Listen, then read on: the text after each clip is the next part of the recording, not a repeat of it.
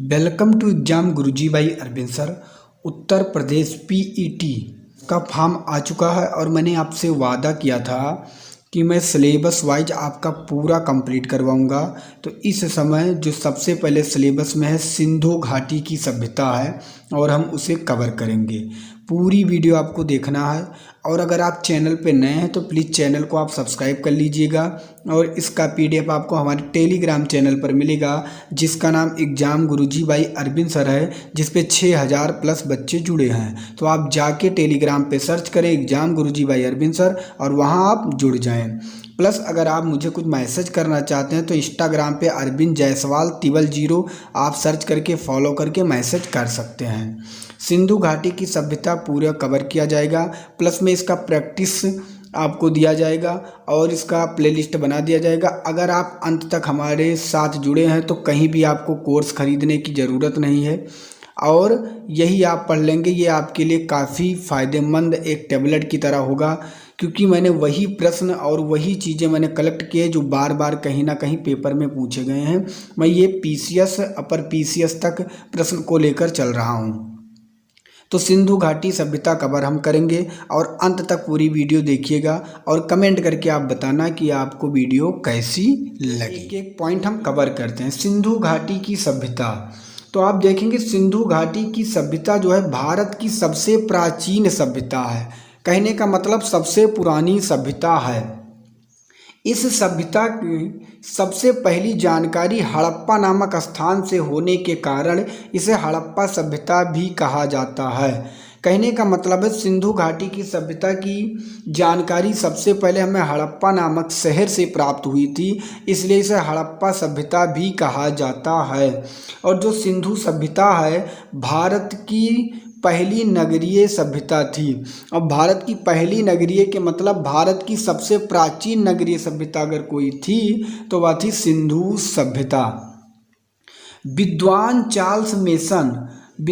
Charles mason जिसने 1826 ईस्वी में सर्वप्रथम जानकारी दी थी। आपसे पूछा जा सकता है सिंधु सभ्यता के बारे में सबसे पहले किसने जानकारी दी, तो विद्वान चार्ल्स मेसन ने 1826 ईस्वी में इसकी जानकारी दी थी, लेकिन इस पे ज़्यादा ध्यान नहीं दिया गया। फिर आगे क्या हुआ, भारतीय पुरातत्व सर्वेक्षण विभाग के महानिदेशक जो थे उनका नाम था सर जॉन मार्शल के समय या सर जॉन मार्शल के समय और इन्हीं के आदेश पर राय बहादुर दयाराम साहनी ने 1921 ईस्वी में हड़प्पा की खोज की। तो आपसे पूछा जाता है कि हड़प्पा की खोज सबसे पहले किसने की, तो आप कहेंगे दयाराम साहनी ने किया।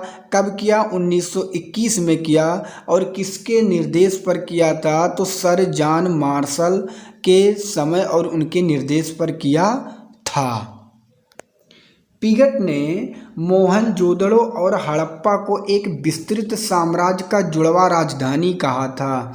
यहाँ पे आपसे पूछा जाता है मोहनजोदड़ो और हड़प्पा को एक विस्तृत जुड़वा राजधानी किसने कहा था, तो वो कहा था पिगट ने। आपको ये याद होना चाहिए। सिंधु सभ्यता का जो क्षेत्र है वह त्रिभुजाकार था। सिंधु सभ्यता का जो क्षेत्र है वह त्रिभुजाकार के क्षेत्र में बना था और इसका जो कुल क्षेत्रफल है 12,99,600 वर्ग किलोमीटर है। 12,99,600 वर्ग किलोमीटर है, ये आपको पता होना चाहिए। आगे दिया गया उत्तर से दक्षिण की जो लंबाई है वह 1400 किलोमीटर है और पूरब से पश्चिम तक की जो लंबाई है वह 1600 किलोमीटर है। सिंधु सभ्यता के जो लंबाई है उत्तर से दक्षिण 1400 और पूरब से पश्चिम 1600 किलोमीटर की है या 1600 किलोमीटर की थी। अब यहाँ पे ये दिया गया है, आप ध्यान से देखिएगा कि जो सिंधु सभ्यता था उसके उत्तर में मांडा और पूरब में आलमगीरपुर है और उसके जो पश्चिम में है मकरान, बलूचिस्तान और सुतकागे डोर और दक्षिण में दाइमा बाद है। पूछा जा सकता है कि सिंधु सभ्यता के पूर्वी क्षेत्र में कौन सा नगर है या उत्तरी क्षेत्र में कौन सा नगर है। तो अगर उत्तर में पूछा जाए तो मांडा जम्मू में पड़ता है, पूरब में पूछा जाए तो आलमगीरपुर, अगर पश्चिम में पूछा जाए तो मकरान, और अगर दक्षिण में पूछा जाए तो दाइमाबाद पड़ता है। ये भी आपको ध्यान रखना है। आगे है सिंधु सभ्यता के अब तक लगभग 1000 स्थानों की खोज की जा चुकी है। इनमें से 6 को नगर माना गया है। 1000 में 6 जो है उन्हें नगर माना गया है। 6 कौन कौन से हैं? हड़प्पा, मोहनजोदड़ो, कालीबंगा, लोथल, बनवाली और धौलवीरा। ये 6 सबसे बड़े नगर हैं। इनमें से धौलवीरा जो है सबसे बड़ा नगर है। ये आपको याद रखना है कि पूछा जाता है इन 6 में सबसे बड़ा नगर कौन था, तो धौलवीरा। ये धौलवीरा का चित्र है, आप देख सकते हैं, ये सबसे बड़ा नगर था। आगे बात की गई है हड़प्पा से कई चीज़ों के अवशेष या प्रमाण प्राप्त हुए हैं। हड़प्पा से कई चीज़ों के अवशेष या प्रमाण प्राप्त हुए, जैसे सिंधु सभ्यता की सबसे अधिक अभिलेख युक्त जो है वो हड़प्पा से ही प्राप्त हुए हैं। जैसे कुल मोहरे 891 में, पीतल का इक्का, गाड़ी और स्त्री के गर्भ से निकलता पौधा और सावाधान के गड्ढों में ईंट लगाने का प्रमाण। सावाधान का मतलब शव को जब दफनाया जाता था तो वहाँ पे ईंट लगाया जाता था, इसका प्रमाण। और मातृ देवी की मूर्ति और लकड़ी का ताबूत, और प्लस में नीचे दिया गया है सुरमा लगाने की सलाई, कर्मचारियों का आवास, 16 भट्ठियाँ, 6 अन्नागारों के 2 समूह और लाल पत्थर से बनी पुरुष की नींव वस्त्र धड़ की आकृति और 37 कब्रिस्तान मातृ देवी की मूर्ति। ये सब कहाँ से मिली है? ये सब जो है सिंधु सभ्यता से प्राप्त हुए हैं। सिंधु सभ्यता में समाज का जो प्रमुख आधार परिवार एवं समाज था वो मात्र सत्तात्मक था। यहाँ पूछा जा सकता है कि मात्र सत्तात्मक किस सभ्यता में था, तो वह था सिंधु सभ्यता में। और इसमें 4 वर्ग के लोग थे, विद्वान वर्ग, व्यापारी वर्ग, योद्धा वर्ग एवं शिल्पकार या श्रमिक वर्ग। और सिंधु सभ्यता का जो प्रमुख खेल था वह पासा था। पासा, सिंधु सभ्यता का जो प्रमुख खेल था वह पासा था। और हड़प्पा सभ्यता जो है, नीचे ध्यान से देखिएगा, मैंने आपसे कहा सिंधु सभ्यता या हड़प्पा सभ्यता एक ही चीज़ें हैं। हड़प्पा सभ्यता मुख्यतः कांस्य युगीन सभ्यता भी थी, लेकिन तांबे के प्रयोग से भी ये लोग परिचित थे। मतलब कांसा, टिन एवं तांबे को मिलाकर बनाया जाता था। कांसा, टिन एवं तांबे को मिलाकर बनाया जाता था, इसलिए इस सभ्यता को कांस्य युगीन सभ्यता भी कहा जाता है। अब यहाँ से एक चीज़ आपको पता चला कि सिंधु सभ्यता, जो सिंधु सभ्यता और प्लस में हड़प्पा सभ्यता और प्लस में क्या कांस्य युगीन सभ्यता, ये सब तीनों क्या हैं? एक ही हैं। कांस्य युगीन सभ्यता कब कहा गया? जब ये लोग कांस्य, टीन एवं तांबे को मिलाकर औजार बनाते थे तो कांस्य युगीन सभ्यता कहा गया। सबसे पहले सिंधु सभ्यता में हड़प्पा की खोज, हड़प्पा नामक स्थान पर खोज की गई, इसलिए उसे हड़प्पा सभ्यता का नाम भी दिया गया। और सिंधु सभ्यता तो इसका प्रमुख नाम था ही। तो कहने का मतलब इसका 3 नाम है। नीचे दिया गया है सिंधु सभ्यता का जो आर्थिक स्थिति का प्रमुख आधार एवं व्यापार एवं वाणिज्य था। कहने का मतलब सिंधु सभ्यता का जो आर्थिक स्थिति थी वहाँ पे जो उसका आधार था वह क्या था? व्यापार एवं वाणिज्य था। ये लोग व्यापार करते थे। नीचे दिया गया है यहाँ खेती एवं पशुपालन भी किया जाता था। सिंधु सभ्यता में खेती एवं पशुपालन भी किया जाता था और वस्त्र निर्माण इस काल का प्रमुख उद्योग था। आपसे पूछा जाएगा कि किस सभ्यता में वस्त्र निर्माण का कार्य होता था या प्रमुख उद्योग था, तो वह था सिंधु सभ्यता। और नीचे दिया गया है इस सभ्यता के अब तक लगभग 400 अक्षरों की खोज की जा चुकी है।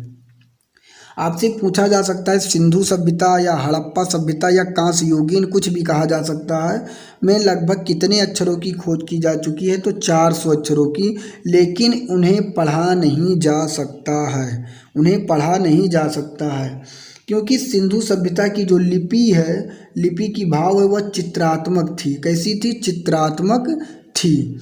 और नीचे आप देखेंगे पॉइंट, सिंधु सभ्यता के पतन के कई कारण बताए जा रहे हैं। मतलब सिंधु सभ्यता का नष्ट होना कई कारण बताए जा रहे हैं, लेकिन इसमें जो प्रमुख कारण है वह जलवायु में परिवर्तन। जलवायु में परिवर्तन इसका मुख्य कारण रहा होगा। यहाँ संभावना जताई गई है कि इसका जो पतन का प्रमुख कारण हो सकता है तो जलवायु में परिवर्तन। और सिंधु सभ्यता में सबसे ज़्यादा वृक्ष जो पवित्र माना जाता था वह वृक्षों के पीपल जो होते हैं, वृक्षों में सबसे ज़्यादा सबसे अधिक जो पवित्र माना जाता था वह पीपल का पेड़ माना जाता था।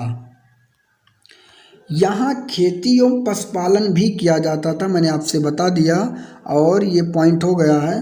नीचे आप देखेंगे कि सिंधु सभ्यता के समय पे कि अफगानिस्तान, ध्यान से देखेंगे, अफगानिस्तान, सोवियत, तुर्कमेनिया, मेसोपोटामिया, इराक आदि देशों से कच्चे माल के आयात किया जाता था। सिंधु सभ्यता के समय में अफगानिस्तान, सोवियत, तुर्कमेनिया, मेसोपोटामिया, इराक आदि देशों से कच्चे माल का आयात किया जाता था। और माप तौल के लिए, कहने का मतलब सिंधु सभ्यता के समय माप तौल के लिए घनाकार बाँट का प्रयोग, घनाकार बाँटों का प्रयोग किया जाता था। और ये जो बाँट थे ये दशमलव पद्धति से परिचित थे। ये लोग दशमलव पद्धति से परिचित थे। आपको मैं बता दूं। और नीचे यहाँ पे थोड़ा पॉइंट हम अब देखेंगे मोहनजोदड़ो से रिलेटेड। मोहनजोदड़ो से आप यहाँ देखेंगे कि मोहनजोदड़ो सभ्यता का उत्खनन जो है 1922 ईस्वी में राखलदास बनर्जी ने सिंधु नदी के तट पर पाकिस्तान के सिंध प्रांत में लरकाना जिले में किया था। आपसे पूछा जा सकता है मोहनजोदड़ो की सभ्यता कब हुई, तो 1922 में। किसने किया? राखलदास बनर्जी ने। किस नदी के तट पर? तो सिंधु नदी के तट पर। कहाँ पे है? तो पाकिस्तान के सिंध प्रांत में लरकाना जिले में। मोहनजोदड़ो का अर्थ है मृतकों का टीला। यहाँ से कई चीज़ों के प्रमाण मिले हैं, जैसे विशाल स्नानगार। और यहाँ पे हम आपको बता दें, इस विशाल स्नानगार को जॉन मार्शल ने इसकी खोज की थी। इस विशाल स्नानगार को जॉन मार्शल ने इसकी खोज की थी और इसे कालजिस्ट बिल्डिंग का नाम दिया था। इसे कालजिस्ट बिल्डिंग का नाम दिया था। अब हम बात करेंगे मोहनजोदड़ो सभ्यता में क्या क्या प्राप्त हुआ। तो नाव की चित्र वाली मुद्रा, बौद्ध स्तूप, पूजा का प्रमाण और वृषभ की मृण मूर्ति, अन्नागार और साथ में सीटदार शौचालय, 1398 मोहरें, पुरोहित का धड़ और मिश्रित पुरुषों की मूर्ति और नर्तकी की कांसे की मूर्ति और घोड़े के दांत और सभागार, ये सब मोहनजोदड़ो से प्राप्त हुए थे। और अब हम बात करेंगे, थोड़ा बहुत देखेंगे लोथल सभ्यता। लोथल सभ्यता का उत्खनन 1955 से 62वीं ईस्वी में एस.आर. राव ने मोगवा नदी के किनारे अहमदाबाद, ये सॉरी दोस्तों टाइपिंग मिस्टेक हुआ, अहमदाबाद गुजरात में करवाया था। सिर्फ इतना ही आपको याद रखना है। और जहाँ से कई चीज़ों के प्रमाण मिले, जैसे गोदीबाड़ा, गोदीबाड़ा का मतलब बंदरगाह, अन्नागार, स्नानगार एवं नलियों की अच्छी व्यवस्था, पूरा हाथी के दांत, घोड़े की मिट्टी की मूर्तियाँ, युगल समाधान। युगल समाधान का मतलब होता है कंकाल, दोहरे कंकाल मतलब दो लोगों को एक साथ दफनाना जिसे कहते हैं ना, दो लोगों को, तो दोहरे कंकाल एक साथ, नालियों में सोखता गड्ढा और औद्योगिक क्षेत्र, सेलखड़ी की मोहरें, सीप और साथ में मनका बनाने के कारखाने, अग्नि पूजा के संकेत, ये सब लोथल सभ्यता से मिले हैं। आगे पॉइंट है धौलवीरा सभ्यता। धौलवीरा सभ्यता में बस इतना याद रखना है कि धौलवीरा सिंधु सभ्यता का सबसे बड़ा नगर था। धौलवीरा जो है वह सिंधु सभ्यता का सबसे बड़ा नगर था। नगर 3 भागों में विभक्त था और मध्यम नगर या मध्यमा केवल यहीं पाया जाता था या पाया गया था। यहाँ पे थोड़ा टाइपिंग मिस्टेक हुआ, इस पे ध्यान नहीं देना है। तो पूछा जा सकता है कि मध्यमा जो मध्यमा या मध्यम नगर है वह कहाँ पाया गया, तो धोलवीरा सिंधु सभ्यता में पाया गया था और यह हड़प्पा सभ्यता की सबसे आधुनिक नगर है। अब एक है कालीबंगा सभ्यता। कालीबंगा राजस्थान के गंगानगर जिले में घग्गर नदी के किनारे स्थित है और इस सभ्यता का उत्खनन 1953 ईस्वी में बीबी लाल और बीके थापर ने घाघरा नदी के किनारे गंगानगर राजस्थान में किया था। यहाँ से कई प्रश्न बनेंगे। कालीबंगा सभ्यता जो है इसकी खोज किसने की, तो बीबी लाल और बीके थापर ने। किस नदी के किनारे, तो घाघरा नदी के किनारे। कहाँ पे, गंगानगर में। गंगानगर कहाँ पड़ता है, तो राजस्थान में। और जहाँ से मिली प्रमुख चीज़ें कांच एवं मिट्टी की चूड़ियाँ, कच्ची ईंटों के बने 7 अग्निकुंड, जुते हुए खेत के साक्ष्य, तांबा गलाने की तकनीक और प्राचीर युक्त नगर और नक्काशीदार ईंटों का प्रयोग, ये सब कालीबंगा सभ्यता से प्राप्त हुए हैं। आगे बात थोड़ा पढ़ेंगे, ज़्यादा नहीं, बस चन्नुदड़ों की सभ्यता। अब चन्नुदड़ों में कुछ भी नहीं किया गया है। इस सभ्यता का उत्खनन 1931 ईस्वी में गोपाल मजूमदार ने सिंधु नदी के तट पर पाकिस्तान में करवाया था, जहां से लिखने की चौकियाँ आप समझ सकते हैं। मसी पत्र किसे कहते हैं, दवात को। सील या मुद्राओं का निर्माण के कारखाने और मनका बनाने के कारखाने, ईंटों से बनी भट्ठियाँ आदि पाए गए थे। आगे है रोपड़ सभ्यता।